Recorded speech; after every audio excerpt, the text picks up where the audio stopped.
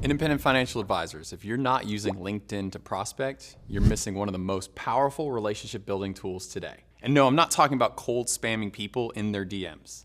I'm talking about building authority, starting real conversations, and creating inbound opportunities with the right prospects. Today, I'm gonna go through 5 LinkedIn prospecting tips that are actually working right now for independent advisors like yourself. Hey, I'm Corey Swain, VP of Advisor Development here at Advisors Excel.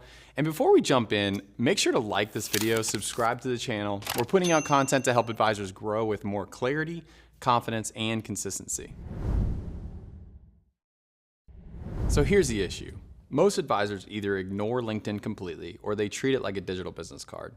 They post once every 6 months or so. Their headline says financial advisor at XYZ firm, and their outreach strategy is basically, I'll update this so someone finds me.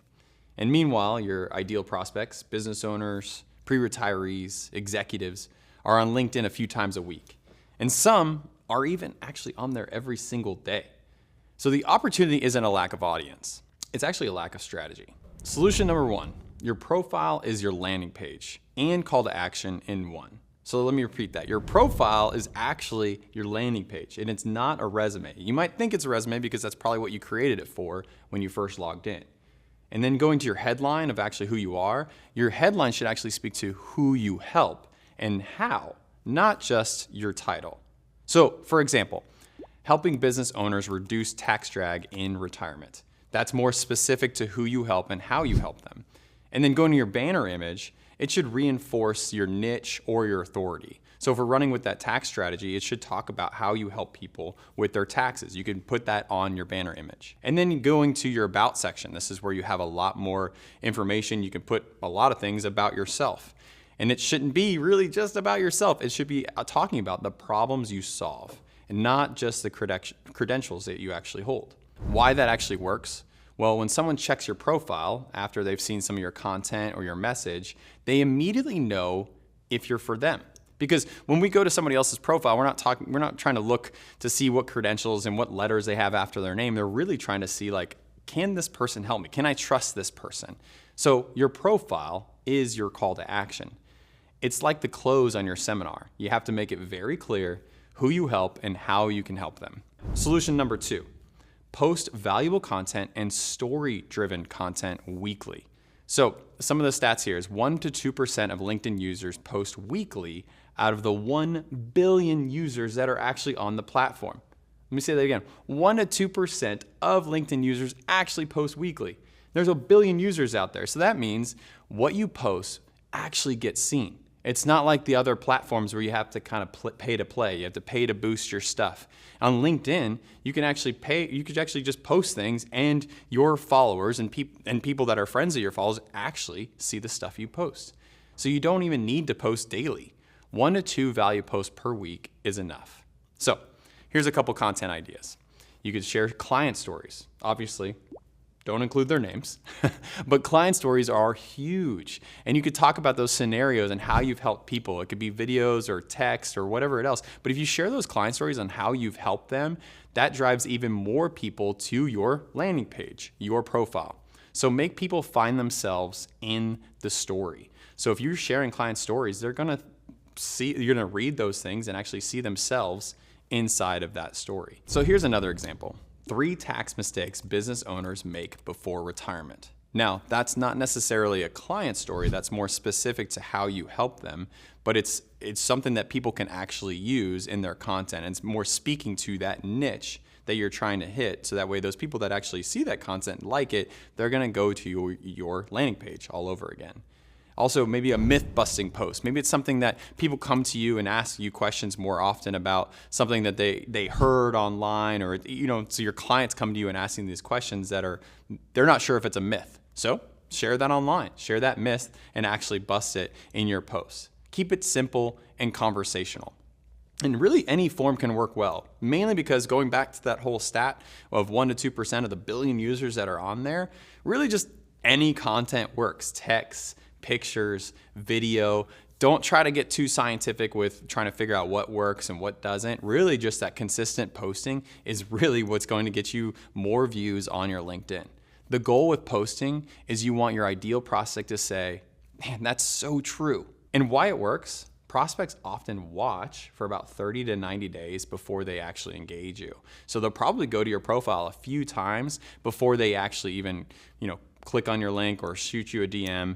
They're gonna go on there and they'll look through your content. So you do need to be posting fairly consistent. Real quick, before we keep going, if you're an independent financial advisor that's struggling with everything on your plate, feeling anxiety about the future, or you simply don't have a clear plan or vision for your business, we have a solution with the Advisor Success Track. This custom roadmap, built specifically for your business, services exactly what our top performing producers just 1 or 2 steps ahead of you are doing differently. And it gives you a customized plan to scale. It takes less than 3 minutes to get started. Just hit the link in the description below to find your success track, and you'll walk away with resources tailored specifically to your business areas, directly applied to your growth. Now, let's get back to it. Solution number 3, connect with intention, not volume.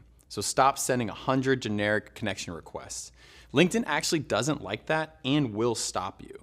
You've probably gotten on LinkedIn already and started to connect with business owners. You saw a lot of people that you have maybe mutual connections with, and you just start connecting with everybody because you're like, ooh, that could be a prospect. Ooh, they could be an awesome client. And you just start connecting with everybody. You might have already hit this before, because LinkedIn really doesn't want you to do that. They want genuine connections. They want people to work with each other. They want people to get on the platform and stay on the platform. And if you're just spamming and trying to connect with everybody, they actually don't like that.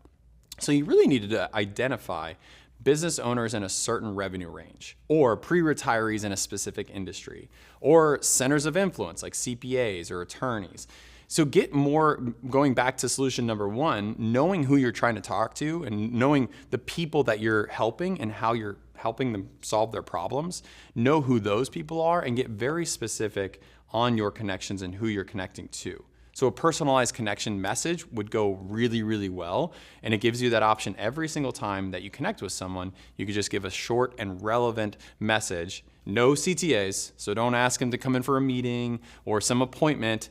Just connect with them with a short, simple message that says something similar to, hey, I just love to connect. Looks like we have some mutual friends in common. So solution number 4. Use soft DM conversations. What do I mean by soft DM conversations? We were talking about messages before.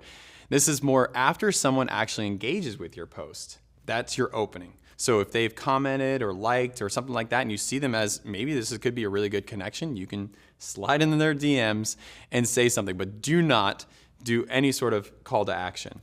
And don't say, want to schedule a call? Don't say that. Instead, say something like, hey, I appreciate your comment. By the way, I love your last post on XYZ. Curious, are you seeing this with your clients too? And just start a dialogue. Why that works? Well, it makes you human. People don't want to be sold, and they hate spam messages on LinkedIn. There's all kinds of posts about it, and they will respond to actual genuine curiosity. So if you're being genuine and you're being custom and you actually talk about what they said on your post and you say something about their last post, it's very much more genuine to them. So solution number 5, leverage centers of influence. We talked about this earlier. LinkedIn is an incredibly powerful place for CPAs and attorney relationships. They're already on there, they're posting because they're trying to get clients just like you are. So you can go ahead and search for local professionals in your niche. So start to engage with their content, because if they're looking for prospects just like you are, they're probably watching videos just like this and learning how to post and drive people to their landing pages or profiles. And so now it's just a time to engage with them. And then reach out something referencing something specific that they posted.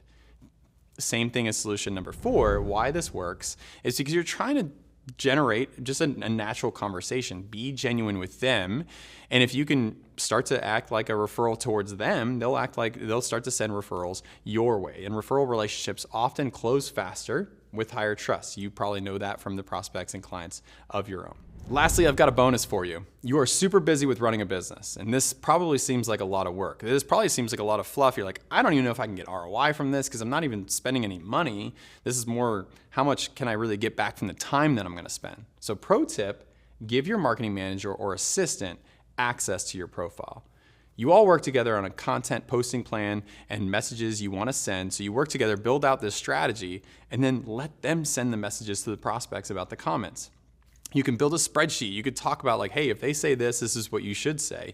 Or you just give them maybe the first 2 messages, and then if they actually get somebody that's engaging, they can send it over to you and say, hey, how should I respond to this? Or, hey, you have somebody that's actually interested in talking with you. Go ahead and log in and you should have that conversation. They will be a lot faster than you and more engaging than you.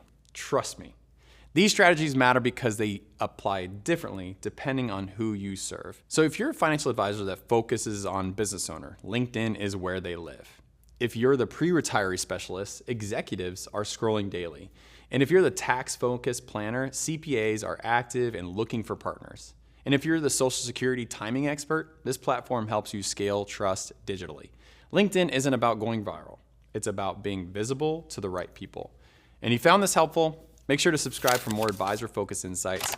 And don't forget to take the Advisor Success Track quiz, link below. It's a simple way to see how you can level up for your business in 2026. Thanks for watching, and I'll see you in the next one.